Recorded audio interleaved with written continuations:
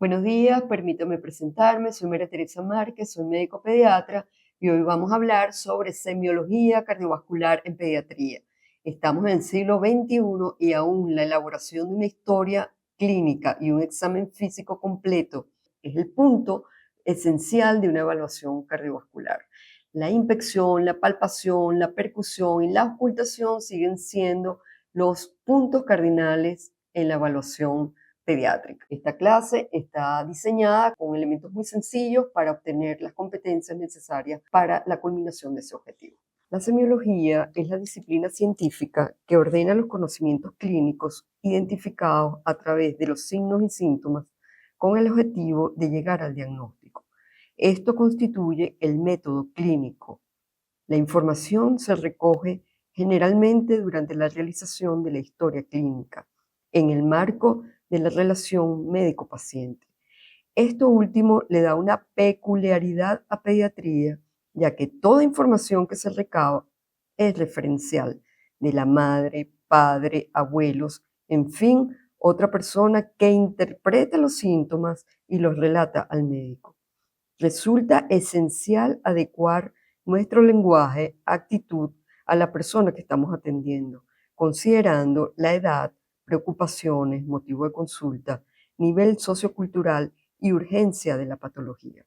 El control de niños sanos es una acción dirigida a promover la salud de los niños desde la etapa del recién nacido en forma integral, acompañando el proceso de crecimiento y desarrollo y detectando oportunamente cualquier anomalía o enfermedad que pudiera presentarse, favoreciendo así su resolución. El acceso a este control constituye un aspecto fundamental del cuidado de la salud de carácter anticipatorio, promocional y preventivo.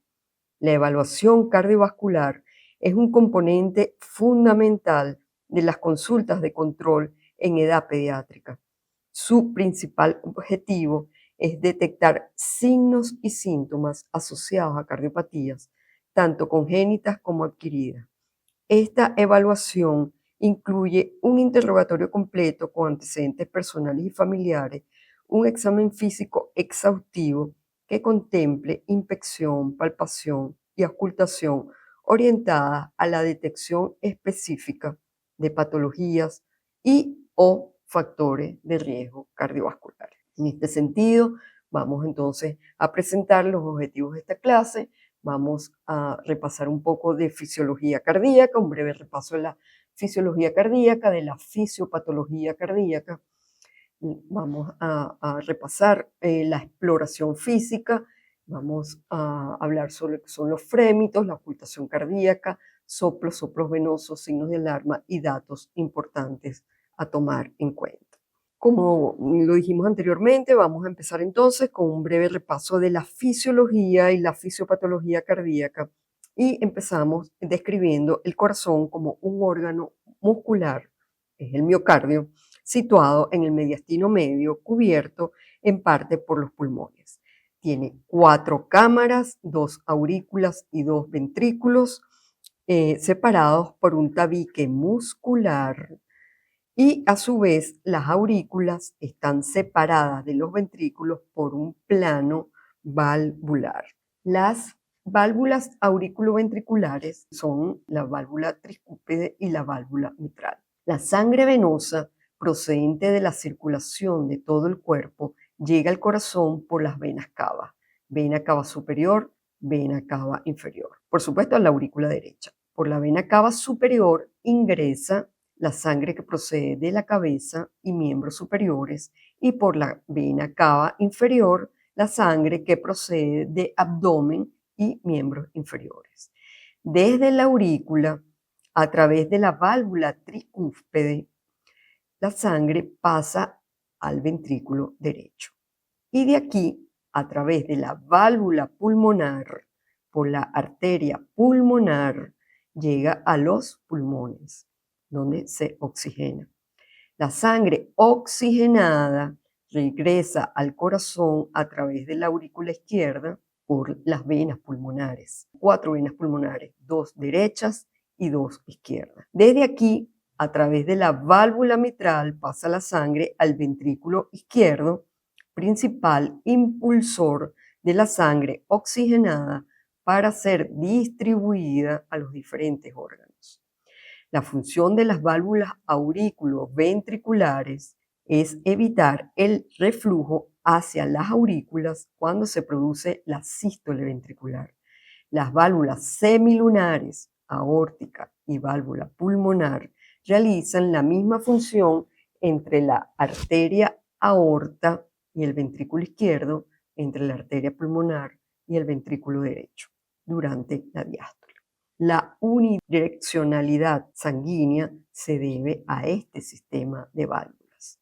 Las aurículas contribuyen entonces al llenado óptimo de los ventrículos en cada latido. El movimiento de aurículas y ventrículos se hace de forma ordenada y coordinada en un ciclo que se repite y que se denomina ciclo cardíaco. El ciclo cardíaco presenta dos fases, diástole y sístole. La diástole es el periodo del ciclo en el cual los ventrículos están relajados y se están llenando de sangre. Así se puede definir la diástole, como el periodo que va desde el cierre de las válvulas aórtica y pulmonar hasta el cierre de la válvula mitral y tricúspide. Un 70% del volumen que llega a los ventrículos lo hace en forma pasiva, es decir, los ventrículos se llenan simplemente porque las válvulas están abiertas. El 30% restante llega activamente cuando se produce la contracción auricular. La sístole es el periodo del ciclo en el cual los ventrículos se contraen y provocan la eyección de la sangre que contienen. Para ello, la válvula aórtica y pulmonar deben estar abiertas, que la sangre no vuelva a las aurículas. La válvula mitral y tricúspide deben estar cerradas.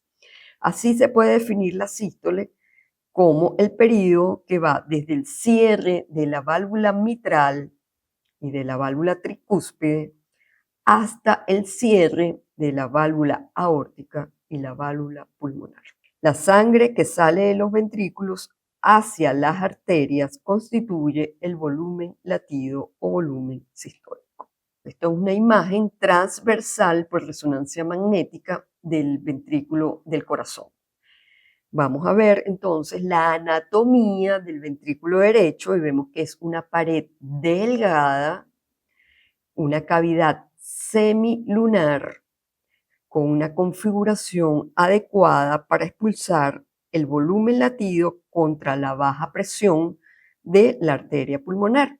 Por el contrario, vemos el ventrículo izquierdo, es una pared gruesa, una cavidad cilíndrica, una configuración adecuada para expulsar el volumen latido contra la alta presión aórtica. En resumen, las características anatómicas de los ventrículos reflejan el tipo de trabajo que practican. El ventrículo derecho bombea contra la baja presión pulmonar, mientras que el ventrículo izquierdo contra la alta presión aórtica. Los ventrículos pueden sufrir sobrecargas de volumen y presión. La sobrecarga crónica de volumen implica que los ventrículos deben manejar un volumen extra de sangre. Reciben también el nombre de sobrecargas diastólicas, debido a que el ventrículo recibe su llenado normal más el volumen extra durante la diástole. La etiología de las sobrecargas de volumen fundamentalmente son cardiopatías congénitas. En el caso del ventrículo izquierdo hablamos de la persistencia del conducto arterioso, de la comunicación interventricular, de las insuficiencias valvulares, en este caso aórtica y mitral, y en el caso del ventrículo derecho fundamentalmente hablamos de la comunicación interauricular. Los estados circulatorios hiperkinéticos, como la anemia grave, también producen una sobrecarga de volumen. Causas iatrogénicas, como la administración muy rápida o excesiva de líquidos, puede producir sobrecarga de volumen. Esto causará dilatación, disminuyendo la capacidad contráctil del ventrículo. Repasamos entonces la etiología de la sobrecarga de volumen. Hablamos de insuficiencias valvulares, principalmente aórtica y mitral. Como las válvulas no se cierran correctamente, retorna sangre en el momento de la sístole a la aurícula, lo que debe adecuarse para manejar un volumen mayor. Habitualmente, pero no siempre, el defecto valvular se instala de forma lenta, por lo que la adaptación toma un tiempo que puede ser largo. Las repercusiones fisiopatológicas que vamos a conseguir en el paciente: al aumentar el volumen regurgitante, aumenta la precarga, aumenta el volumen diastólico final. Al aumentar el volumen diastólico final, aumenta consecuentemente el volumen sistólico y se incrementa, por lo tanto, el gasto cardíaco. El aumento del volumen diastólico final produce un reordenamiento de los miocardiocitos con un consecuente aumento del diámetro o radio ventricular. Es decir, el ventrículo se dilata, es lo que se conoce como hipertrofia excéntrica, aumenta progresivamente el estrés sobre la pared miocárdica. Esto contribuye a un aumento en el consumo miocárdico de oxígeno y dificulta la contracción ventricular. Con el aumento progresivo a largo plazo del volumen diastólico final, pues la distensibilidad de la pared ventricular disminuye, por lo que se incrementa entonces la presión diastólica final, contribuyendo a la aparición de una insuficiencia cardíaca. Sobrecargas de presión significan para el ventrículo un mayor trabajo de desarrollo de presión. Reciben el nombre de sobrecargas sistólicas debido a que el ventrículo desarrolla durante la sístole un componente extra de presión por encima de la presión que normalmente debe generar. Las sobrecargas agudas de presión del ventrículo derecho y del ventrículo izquierdo son mal toleradas y provocan un brusco y significativo aumento de la presión diastólica ventricular, con la consiguiente hipertensión venocapilar y congestión pulmonar o sistémica.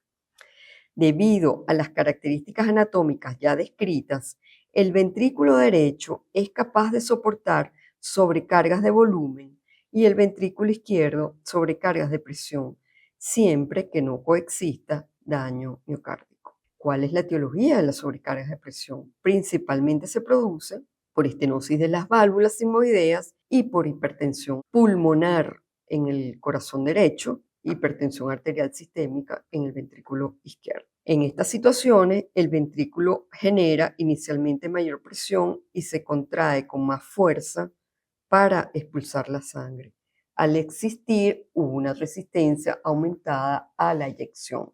¿Cuáles son las repercusiones fisiopatológicas? Como hay resistencia a la eyección ventricular, caso de que sea por una hipertensión arterial sistémica o por una válvula estenótica, una estenosis aórtica o una coartación de aorta, aumenta la presión contra la que se vacía o se contrae el ventrículo y por tanto la resistencia que se debe vencer para descargar es mayor. Para poder generar este incremento de presión, el miocardio se adapta generando hipertrofia concéntrica, es decir, aumenta el grosor parietal, es decir, de la pared del miocardio, sin un aumento proporcional del radio. El ventrículo no se dilata, pero aumenta la presión intraventricular y logra ejercer la fuerza necesaria para la eyección.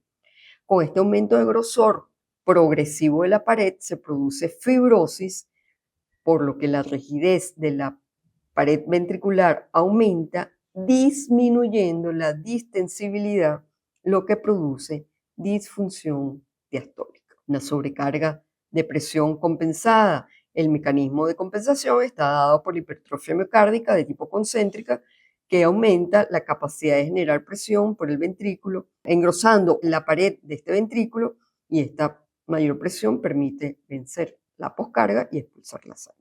Desde el punto de vista de las sobrecargas de presión crónica, podemos ver en esta diapositiva entonces cómo los ventrículos pueden sufrir sobrecargas tanto de presión como de volumen. Las sobrecargas crónicas, a diferencia de las agudas, se establecen de forma gradual y progresiva, por lo que se desarrolla una hipertrofia compensadora que permite manejar la carga extra de trabajo.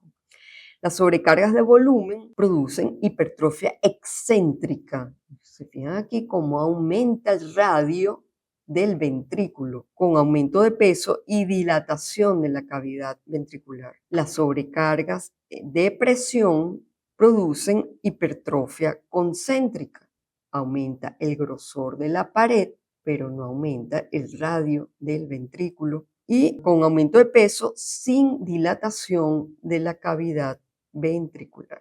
Entonces, aquí vemos el resultado cuando hay una sobrecarga de volumen, como hay un grado de dilatación muy importante, y en el caso de la sobrecarga de presión no hay dilatación, pero hay un aumento muy importante del grosor de la pared. Una vez que hicimos este breve repaso por la fisiología y fisiopatología de la hemodinamia del corazón, vamos entonces a entrar en los aspectos generales del examen físico cardiovascular. Vamos a revisar el aspecto general del paciente, algunas características fenotípicas que nos pudiesen orientar a que ese paciente pudiera tener una cardiopatía congénita, hacer énfasis en la coloración de piel y mucosas y en el estado nutricional del paciente. La guía para hacer el examen físico cardiovascular, podemos entonces empezar a describir que el pulso venoso informa de corazón derecho, la región precordial informa de las características anatómicas del corazón y de la naturaleza de sus cargas, el pulso arterial informa de la contracción, nos ofrece información sobre la contracción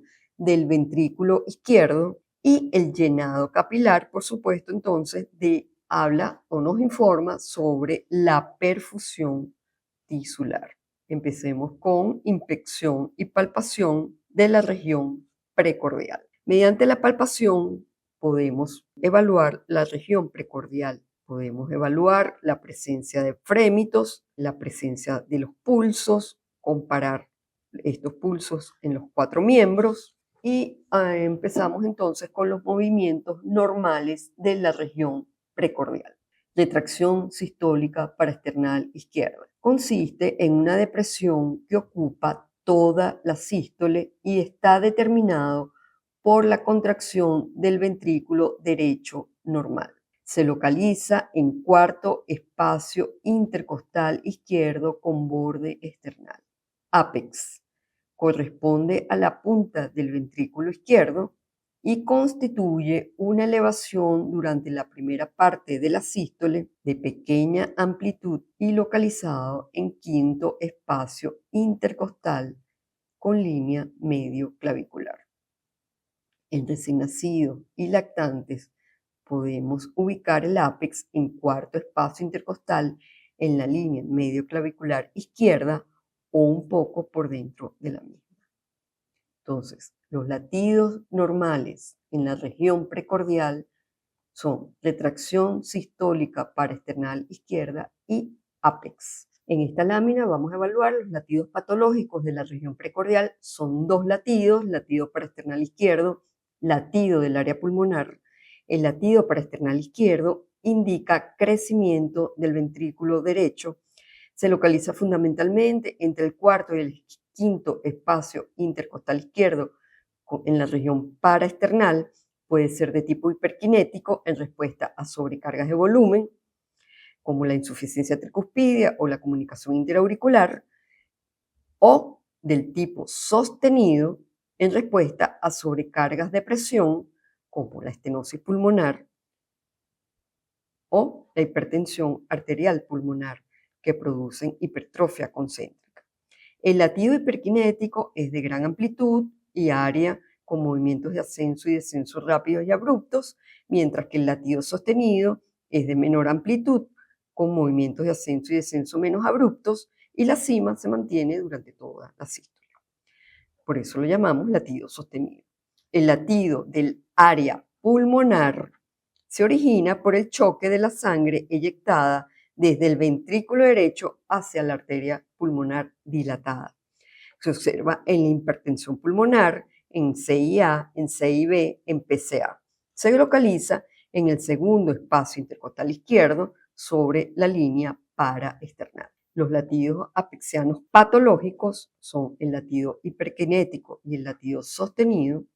El latido hiperkinético en las sobrecargas diastólicas o sobrecargas de volumen del ventrículo izquierdo, estamos hablando en casos de persistencia de conducto arterioso, insuficiencia aórtica, insuficiencia mitral, que producen hipertrofia excéntrica, desplazando el ápex hacia afuera, atrás y abajo, y aumenta el área de amplitud con movimientos de ascenso y descenso muy rápidos y abruptos. Mientras que el latido sostenido responde a sobrecargas de presión del ventrículo izquierdo, estamos hablando de hipertensión arterial, estenosis aórtica, coartación de aorta, produce hipertrofia concéntrica del ventrículo izquierdo, por lo que no se desplaza el ápex de su sitio normal, aumentando predominantemente el área y la fuerza del mismo. Es de menor amplitud que el hiperkinético, por lo tanto menos visible y con movimientos de ascenso y descenso menos rápidos. La cima se mantiene durante toda la sístole, por eso lo llamamos latido sostenido. Pulsos.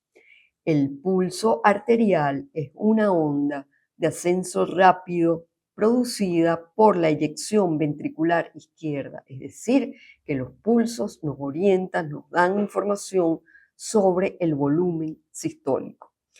Su estudio aporta datos muy valiosos sobre la hemodinamia de la eyección del ventrículo izquierdo. Hay que evaluar las características del pulso, como son frecuencia, ritmo, amplitud.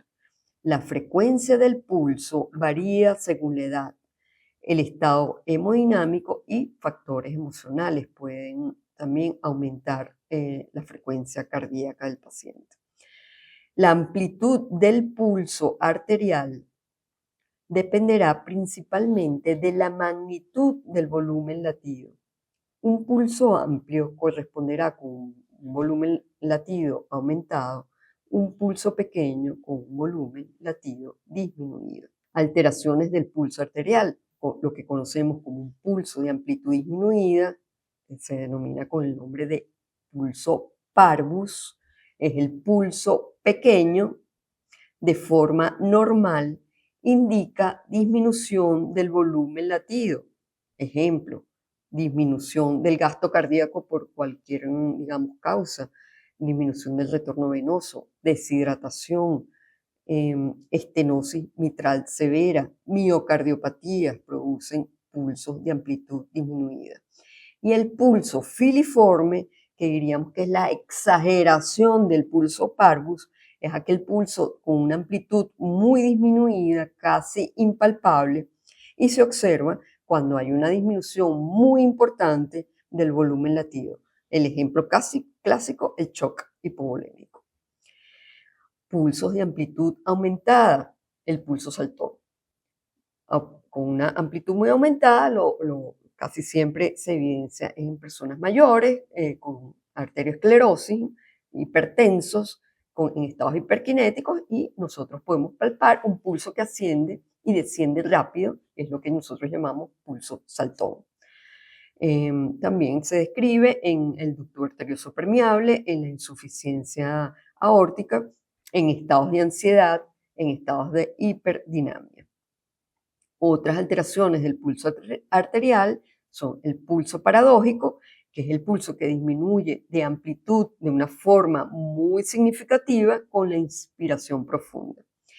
Entonces, el paradójico es la exageración de un fenómeno que es normal. Recuerden que en la inspiración disminuye el retorno venoso. Se observa en la pericarditis constrictiva, en el derrame pericárdico y en la miocarditis. Y el pulso alternante, que es la otra alteración del pulso, está constituido por una sucesión rítmica de una onda de pulso arterial amplia y una pequeña. Se observa en la ICC severa. La ausencia o disminución de pulsos femorales hace sospechar de una coartación de aorta. Frémitos. El frémito es la contrapartida palpatoria de las vibraciones de un soplo intenso. Su hallazgo permite clasificar la intensidad del soplo y fundamentalmente expresa una causa orgánica. Usted consigue un frémito, ese paciente tiene un soplo patológico. Se palpan sobre el área correspondiente al defecto que lo produce. Los frémitos de la base del corazón aórtico y pulmonar se palpan mejor con el paciente sentado, reclinado hacia adelante y en apnea expiratoria forzada. Los frémitos de la válvula mitral se palpan sobre el ápex en apnea expiratoria y en posición de pachón. Recuerden que la posición de pachón es la posición de cúbito lateral izquierdo. El de origen tricuspidio se palpa sobre el área paraesternal izquierda y en epigastrio, aumentando claramente en apnea inspiratoria. La persistencia del conducto arterioso produce un frémito continuo en el área pulmonar y subclavia izquierda.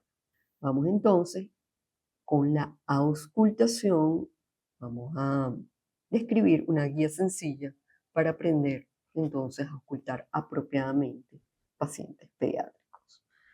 ¿Dónde vamos a auscultar? ¿Cuáles son los sitios anatómicos de auscultación? Foco mitral, que lo ubicamos en el quinto espacio intercostal con línea medio clavicular izquierda. El foco aórtico, que lo localizamos en el segundo espacio intercostal derecho, ¿ok? Y que puede ampliarse al hueco supraesternal. El foco pulmonar en el segundo espacio intercostal izquierdo. Recuerden, aórtico, segundo espacio intercostal derecho, pulmonar, segundo espacio intercostal izquierdo en línea paraexternal. Y el foco tricúspide en el cuarto espacio intercostal izquierdo en línea paraesternal. Estos son los focos, los sitios anatómicos donde debemos ocultar el paciente. Primer ruido. ¿Qué significa el primer ruido que auscultamos? El componente del primer ruido es el cierre de la válvula mitral y tricuspidia. Las áreas de auscultación fundamental del primer ruido son el foco mitral y el foco tricuspideo. Luego viene la sístole, que en la sístole, digamos, es el momento entre el primero y el segundo ruido y normalmente debe estar silente. Nosotros no debemos ocultar nada en este espacio. El segundo ruido corresponde al cierre de la válvula aórtica y pulmonar. Las áreas anatómicas donde vamos a ocultar son todas las áreas que acabamos de describir y recuerden que el segundo ruido se desdobla en inspiración profunda. La diástole entonces sería el espacio entre el segundo y el primer ruido y normalmente debe estar silente. Soplos. Los soplos cardíacos es el ruido generado por una alteración del flujo sanguíneo que produce fluctuaciones de velocidad y opresión en la sangre y su vibración con los tejidos. Es decir, se producen fluctuaciones de velocidad. La vibración es lo que nosotros describimos como soplo. Una vez evaluados los ruidos, debemos considerar la presencia de soplos e identificar el momento del ciclo cardíaco en que aparecen, el sitio donde se auscultan con mayor intensidad y la zona de irradiación. Entonces, nosotros debemos ubicar el soplo en el ciclo cardíaco, la intensidad del soplo, la localización anatómica, digamos, en el foco aórtico, foco mitral, la zona de irradiación, la duración y la morfología del soplo. Hay diferentes tipos de soplo. Tenemos los soplos inocentes, funcionales y soplos orgánicos. ¿Cuáles son los soplos inocentes? Cuando no existe anormalidad anatómica o funcional. Los soplos funcionales, cuando no existen anormalidades anatómicas, pero sí fisiológicas. Como ejemplo, un estado hipodinámico característico de la fiebre. Un niño con fiebre se le puede ocultar un soplo. Un niño con una anemia severa se le oculta un soplo. En caso de dolor intenso, se puede ocultar un soplo. Son muy frecuentes en la edad pediátrica debido a que los niños presentan una mayor velocidad de eyección, mayor estimulación inotrópica y, por supuesto, desde el punto de vista anatómico, hay una mejor transmisión del sonido. Los soplos inocentes tienen unas características que nos van a ayudar a diferenciarlos de los orgánicos. Entonces, son soplos sistólicos de tipo eyectivo, proto o mesosistólico, de baja intensidad, se acompañan de ruidos cardíacos normales y de un examen físico cardiovascular normal. Varían con los cambios de posición y con la respiración. Son más audibles en decúbito que en posición sentada. No tienen un foco claro de auscultación, no presentan una zona de irradiación y no tienen frémito. Los orgánicos aparecen cuando existe un defecto anatómico. Cuando están presentes, conviene tener presente una serie de aspectos que es lo que la caracterizan. Lo primero que vamos a tratar es de localizarlo en el ciclo cardíaco. Hay que situar si el soplo es sistólico, si es diastólico o si es un soplo continuo. Vamos a evaluar la intensidad del soplo y aunque existen escalas de 6 grados, es preferible y más sencillo hacerlo en una escala de 4 y consideramos entonces un soplo grado 1/4 cuando se oye con dificultad con el estetoscopio, grado 2/4 se oye al colocar el estetoscopio en el tórax, grado 3/4 muy fácil de oír y grado 4/4 cuando va acompañado de un frémito o thrill. En algunos libros lo van a encontrar el frémito con esta definición y es la vibración entonces palpable en la pared torácica del soplo. Lo otro que vamos a tratar de evaluar es la localización anatómica, si lo conseguimos en el foco pulmonar aórtico o en la punta. Cuando el foco es aórtico, recuerden que está localizado en el segundo espacio intercostal derecho y puede ampliarse a hueco supraesternal o cuello. El foco pulmonar, que se localiza en el borde esternal izquierdo, segundo espacio intercostal, y puede extenderse a la zona subclavicular izquierda. En el foco mitral, que es en ápex cardíaco, ¿okay? Que es el choque de la punta, habitualmente en el quinto espacio intercostal izquierdo. Puede a veces irradiarse hacia axila y hacia el borde esternal.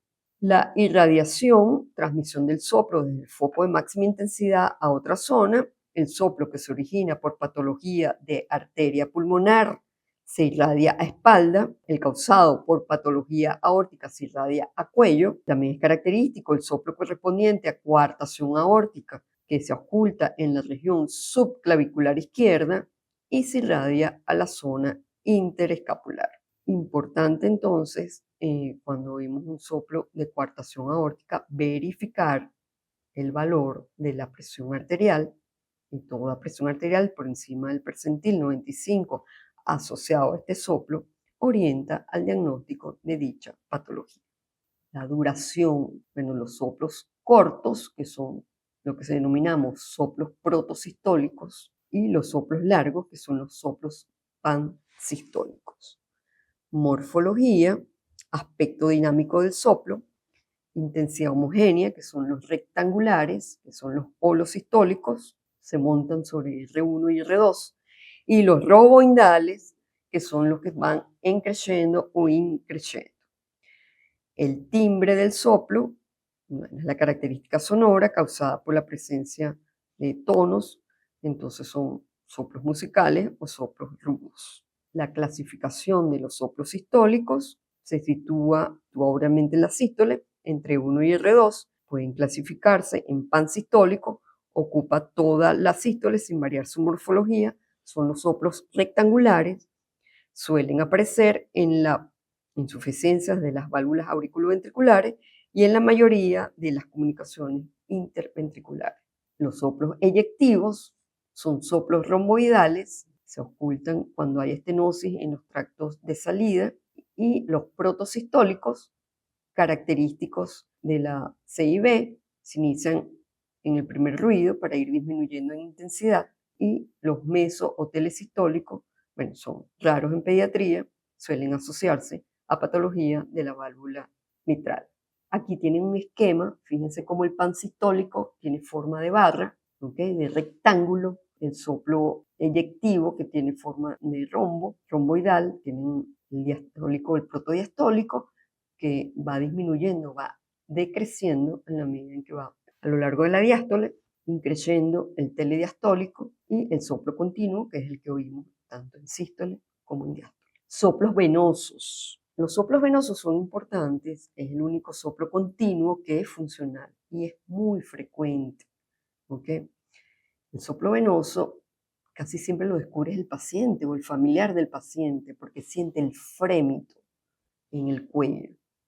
Disminuye o desaparece al girar la cabeza hacia el lado en que estamos ocultando y aumenta con la hiperextensión del cuello. Casi siempre es el mismo paciente, el niño, el que se toca la vibración en la región lateral del cuello. Y bueno, va y le consulta a la madre y la madre lo lleva al médico. Y es un soplo que es absolutamente funcional. ¿Okay? No debemos alarmarnos por su presencia. Pulsiometría en recién nacidos. Múltiples estudios demuestran el beneficio del cribado rutinario mediante la pulsiometría en recién nacidos para detectar una cardiopatía congénita cianógena. En los recién nacidos, la cianosis no aparece tan precozmente en las cardiopatías cianógenas. Usualmente no se sospechan.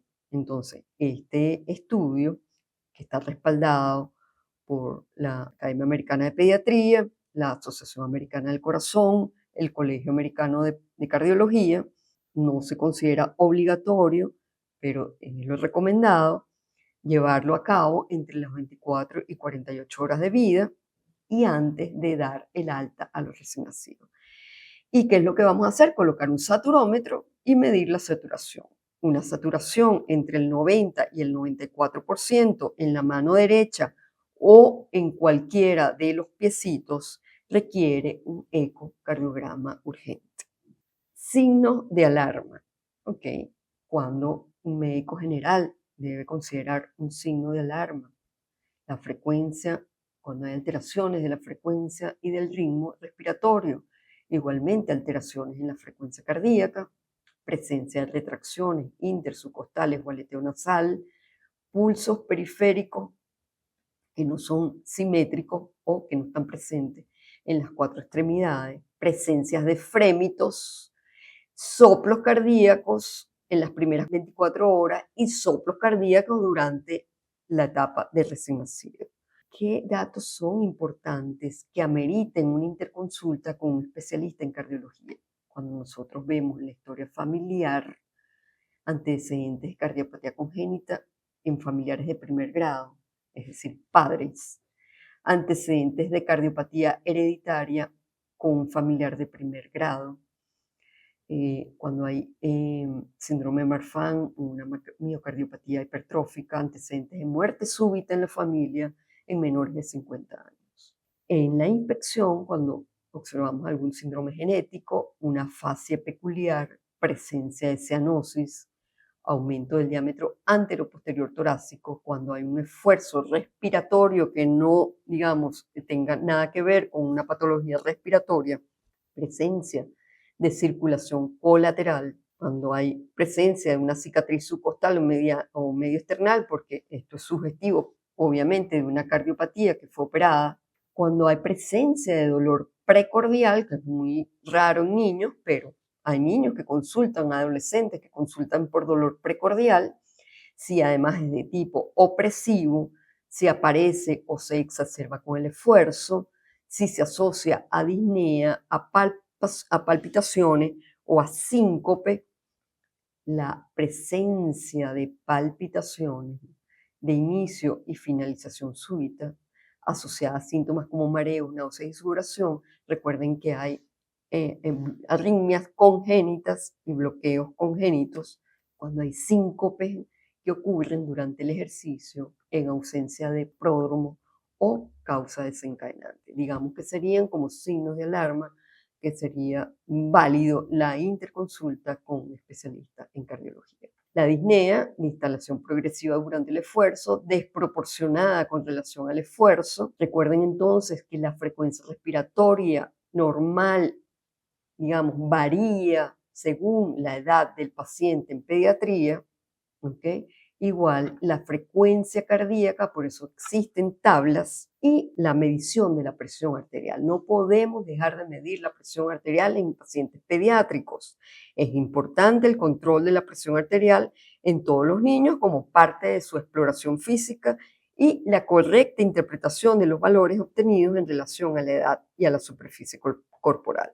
La hipertensión arterial se define entonces con valores de presión arterial sistólica y o diastólica igual o mayor al percentil 95 para su edad, para sexo y para talla, en los menores de ese año y en los mayores cuando tienen una sistólica por encima de 90 milímetros de mercurio.